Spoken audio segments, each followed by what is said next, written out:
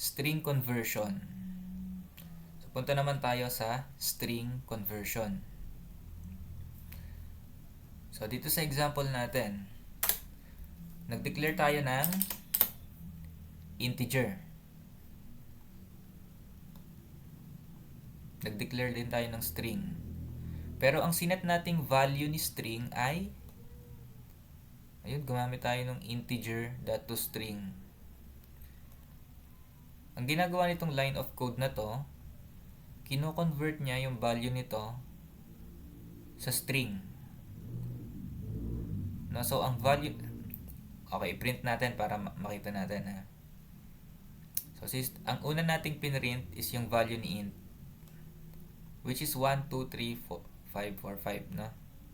Pangalawa nating pinrint is yung value ni string. Same ano sila, no? Parehong value yung nakikita natin. Pero ang pinagkaiba nila, yung una is of integer type, yung pangalawa is of string data type. So dito natin malalaman yung pagkakaiba nila pag in-comment natin to. Nag-declare tayo ng bagong integer. Si myInt, ginamit nating value niya plus 5. Wala siyang error, 'di ba? It works. Nag-declare tayo ng bagong integer and sinet natin yung value niya as this int plus 5. Walang error. Comment ulit natin yan.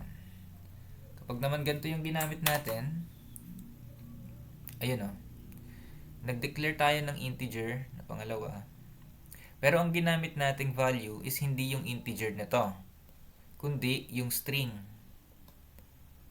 Hindi pala pwede yun, kasi si myStr ay hindi integer yung data type, so bawal siya. Error. Pangatlo naman, ayan, nag-declare tayo ng string data type. Sinet natin yung value niya as yung value nitong string na to plus 4. So yung 4 integer siya, idudugsong mo siya sa string. So paano yun? Bakit siya naging okay? So ang nangyari po is nag-concatenate, no? So yung myStr na 1, 2, 3, 4, 5, idudugsong siya dun sa 4.